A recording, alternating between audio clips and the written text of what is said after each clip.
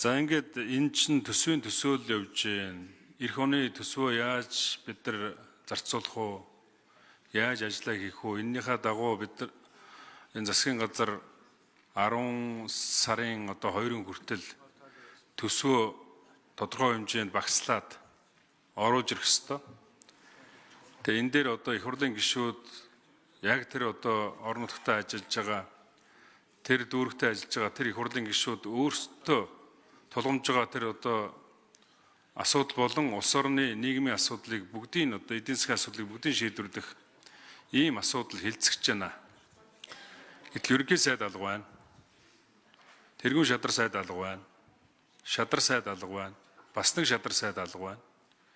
Энэ танхимд ерөөсөө 3хан ардын намын их хурлын гишүүн сайд дээрээс нь ардчилсан намын алтан гэрэл Эрдэнэ-Өрөн Батцуур 3 сууж байна.